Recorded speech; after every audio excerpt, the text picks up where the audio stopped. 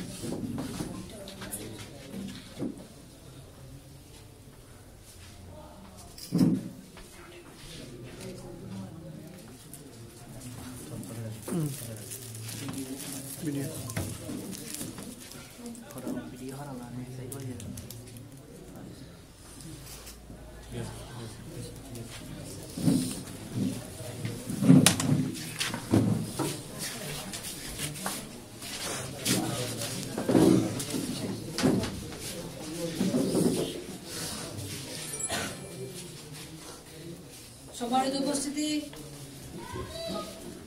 আজকের সংবর্ধনা অনুষ্ঠানের প্রধান আলোচক জমিয়ত উলামা ইউকের প্রচার সম্পাদক, আমাদের শ্রদ্ধাভাজন ব্যক্তিত্ব সৈয়দপুরের কৃতি সন্তান হাফিজ মাওলানা সৈয়দ নাঈম মাহমুদকে এই পর্যায়ে তার প্রধান আলোচনার জন্য আমি অনুরোধ করছি। সম্মানিত অতিথিকে তার আলোচনার জন্য আমি আমার আমন্ত্রণ। আসসালামু আলাইকুম ওয়া রাহমাতুল্লাহি ওয়া বারাকাতুহু।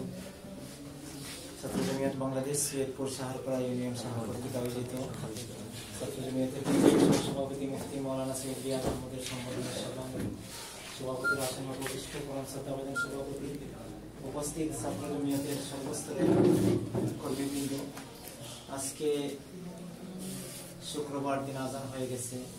আজানের পরে আমরা আলোচনা চালিয়ে যাচ্ছি, কারণ আমাদের আজকের সবার প্রধান অতিথি আশা করি 5 মিনিটের ভিতরে এখানে পৌঁছবেন। আর আমরা ইনশাআল্লাহ নামাজের আগে আগে প্রোগ্রাম শেষ করতে হবে। কিন্তু আজকে আপনাদের মতো আমিও মনের মধ্যে অনেক দুঃখ, অনেক যাতনা। এদেশ ছেড়ে আমিও একদিন গিয়েছিলাম, আজকে আমার ছোট ভাই এদেশ ছেড়ে যুক্তরাজ্য চলে যাচ্ছে। রাতনগর আইসেন দুইজন নিচে গেলে কি পালা তারা লিবে উঠে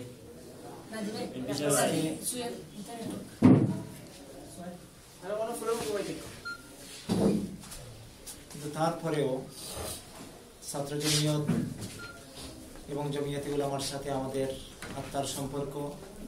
ছাত্র জমিয়ত আমরা যারা করি, জমিয়তে উলামার সাথে আমরা যারা কাজ করি, আজকে ইসলামী রাজনীতিকে বন্ধ করার জন্য বিভিন্নভাবে ষড়যন্ত্র চলছে। আন্তর্জাতিকভাবে ষড়যন্ত্রের পাশাপাশি বাংলাদেশের বর্তমান সরকার কর্তৃক বিভিন্নভাবে ইসলামী দলগুলাকে নিষিদ্ধ করার পায়তারা চলছে। কিন্তু এরপরেও শত্রুরা তো আমাদেরকে নিঃশেষ করে দিতে চায়। কিন্তু আমরা কি আমাদের অস্ত্রকে বুঝতে পেরেছি কেন তারা আমাদের এই ইসলামী রাজনীতিকে বন্ধ করে দিতে চায়? এর পিছনে একটাই কারণ নেতৃত্বের আসনে তারা চায় এককভাবে তাদের নেতৃত্ব দিতে। এদেশটা এদেশ স্বাধীন করেছে তারা মনে করে এদেশের নেতৃত্ব তারাই দিবে। আলেমরা তারা যদি রাজনীতি করে, রাজনীতির মাধ্যমে যদি শাহিনুর পাশার মতো বিভিন্ন এলাকা থেকে এমপি নির্বাচিত হয়ে যায়, তাহলে তাদের আসন তো আলেমরা দখল করে নিবে। এই জন্যই তাদের এই বৃহৎ ষড়যন্ত্র ইসলামী রাজনীতির বিরুদ্ধে। তারা চায় না আলেমদের নেতৃত্ব এদেশে প্রতিষ্ঠিত হোক। কিন্তু আমরা কি এই ষড়যন্ত্রের মোকাবেলার জন্য প্রস্তুত আছি? আমরা কি পারবো এর মোকাবেলা করতে? আমরা যদি মনে করি যে আমার অন্য কাজের গুরুত্ব অনেক বেশি, মসজিদ মাদ্রাসার খেদমতকে ইসলামের অত্যন্ত বড় খেদমত, এটা আমরা জানি। অনেক প্রেরণা আমাদের মধ্যে থাকে যে আমি ইমাম সাহেব হিসেবে আমি কাজ করছি, আমি মাদ্রাসায় মুদারিস হিসেবে কাজ করছি, মাদ্রাসার পরিচালক হিসেবে আমি কাজ করছি, দ্বীনের অনেক বড় খেদমত করছি, এটা সত্য। কিন্তু আজকে ইসলামের এই দ্বীনি দরসগাহ, ইসলামের নবীর এই বাগানগুলোকে হেফাজত করার জন্য এবং তাবলীগকে জিন্দা রাখার জন্য, এ দেশের স্বাধীনতা সার্বভৌমত্ব রক্ষা করার জন্য, বাতিল শক্তির মোকাবেলার জন্য আমরা কি ইসলামী রাজনীতি করার জন্য প্রস্তুত আছি? যদি আমরা থাকি না, তাহলে মৌলানা মোহাম্মদ মিয়া, যিনি জমিয়তে উলামার দীর্ঘ 40 বছর জমিয়তে উলামা হিন্দের তিনি নাজিম ছিলেন, সেক্রেটারি ছিলেন, দারুল উলুম দেওবন্দের মুহাদ্দিস ছিলেন, ফকিহ ছিলেন। উলামায়ে হিন্দ কে শানদার মাজি যে ঐতিহাসিক বই, দীর্ঘ প্রায় মুসলমানদের 1200 বছরের ইতিহাস তিনি লিখেছেন। দীর্ঘ ইতিহাস লেখার পর, দীর্ঘ 40 বছর স্বাধীনতা আন্দোলনে নেতৃত্ব দেওয়ার পর, জমিয়তের সেই কালের সুযোগ্য যারা জমিয়ত প্রতিষ্ঠা করেছিলেন, আল্লামা হুসাইন আহমদ মাদানী, মুফতি কিফায়াতুল্লাহর সাথে রাজনীতি করার পর তিনি যে কথাটা বলেছেন, জমিয়তে উলামা কিয়া হায় এই বইয়ের মধ্যে আছে, তিনি বলেছেন যে যদি আমরা কানুন সাজ মাজালিসে যাওয়ার অর্থাৎ সংসদে যাওয়ার জন্য যদি আমরা প্রচেষ্টা না চালাই, আর সেখানে যদি আমাদের অংশীদারিত্ব না থাকে, সেখানে যদি আইন বানাইতে যদি আলেম সমাজের অংশীদারিত্ব না থাকে, তাহলে একদিন দারুল উলুম দেওবন্দের এই বিশাল বিশাল ইমারত এবং নিজামউদ্দিনের সেই মসজিদ এবং এই তারাবুনের খানকা এইসব একদিন বেকার হয়ে যাবে। আজকে তো আমরা মনে মনে ভাবি যে আজকে হাজার হাজার মাদ্রাসা আছে, হাজার হাজার লক্ষ লক্ষ মানুষ তবলিগে যায়, ইস্তেমার মধ্যে যায়, তাহলে এদেশে ইসলাম জিন্দা থাকবে। কিন্তু আজকে শুরু হয়ে গেছে এদেশকে তুরস্ক বানানোর জন্য, এদেশকে স্পেনের ইতিহাসকে আবার শুরু করিয়ে দেওয়ার জন্য, এদেশকে বোখারা এবং সমরকন্দ বানানোর জন্য এদেশে সরকারিভাবে যে ষড়যন্ত্র চলছে আপনারাই সাক্ষী দিবেন। মিডিয়ার মাধ্যমে আমরা দেখতে পাই যে এদেশে সাংবিধানিকভাবে ইসলামকে শেষ করে দেওয়ার জন্য সংবিধান থেকে আল্লাহর উপর অবিচল আস্থা বিশ্বাসকে আজকে মিটিয়ে দেওয়া হয়েছে। আজকে যদি বাংলাদেশের সংসদে কমপক্ষে 20 জন আলেম যদি থাকতেন, তাহলে আমার মনে হয় আল্লাহর উপর অবিচল আস্থা বিশ্বাস এই সংবিধান থেকে মুছে ফেলার কোনো সাহস কেউ পাইত না।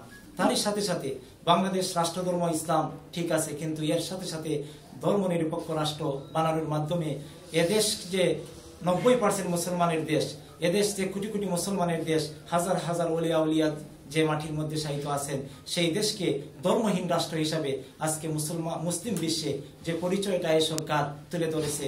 আজকে ওআইসিতে মিটিংয়ে যাওয়ার পর আমাদেরকে শর্মিন্দা হতে হয়। সৌদি আরব সরকার আমাদেরকে বলে যে এদেশ তো আর ইসলামী দেশ নয়, এ দেশটা হয়ে গেছে ধর্মহীন একটা রাষ্ট্র। এইভাবে আজকে মুসলিম বিশ্বের কাছে আমরা কত ছোট হয়ে গেছি। এর পিছনে একটাই কারণ যে ইসলামী রাজনীতির মধ্যে আমরা যদি প্রাণপণ চেষ্টা চালিয়ে আজকে যদি হাজার হাজার আলেম বিভিন্ন মাদ্রাসা থেকে বের হচ্ছেন, লক্ষ লক্ষ উলামা এই দেশে বসবাস করছেন, কিন্তু এরপরেও আমরা দেখি বিভিন্ন এলাকায় বিভিন্ন অঞ্চলে মুষ্টিময় কয়েকজন মানুষ যখন ইসলামী রাজনীতি করতে চায় তখন তাকে বাধা দেওয়া হয়। তাকে বলা হয় যে একটা বেকার কাজের মধ্যে তুমি আসো, তুমি যদি একটা মাদ্রাসায় খেদমত করতে পারতে, তুমি যদি একটা মসজিদে ইমামতি করতে পারতে, তাহলে তোমার জীবন সার্থক হতো। কিন্তু আমরা অনেক ভুলের মধ্যে আছি। এই মসজিদে ইমামতি করা, মাদ্রাসায় পড়ানো দিনের অনেক বড় খেদমত, কিন্তু তারপরেও আমাদের চিন্তানায়ক শাহ ওলিউল্লাহ মুহাদ্দিসে দেহলভী ইমামুল হিন্দ তিনি আমাদেরকে যে চিন্তাধারা দিয়ে গেছেন, দারুল উলুম দেওবন্দ যার চিন্তার ফসল, জমিয়তে উলামা যার চিন্তার ফসল, তিনি আমাদেরকে একটা রাস্তা বাতিয়ে গেছেন। সেই রাস্তাটা ইজালাতুল খিফা এবং হুজ্জাতুল্লাহিল বালিগা যারা একটু মুতালা করতে পারবেন তারা দেখবেন। তিনি বলেছেন ইসলামের পরিচয় তুলে ধরে, তিনি বলেছেন আল্লাহর রাসূল দুনিয়াতে আসার পর তিনি রাষ্ট্রনায়ক ছিলেন, খেলাফতের মহান দায়িত্ব তিনি আদায় করেছেন।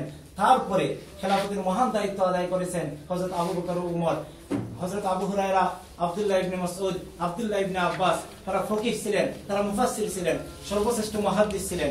কিন্তু আজকে উম্মত সবাই একমত, উম্মতের সব ইমামরা একমত, উম্মতের সব ফকিহরা একমত, হযরত আবু বকর হলেন সর্বোত্তম উম্মত, হযরত আবু বকর হলেন সর্বোত্তম উম্মত। কারণ কি?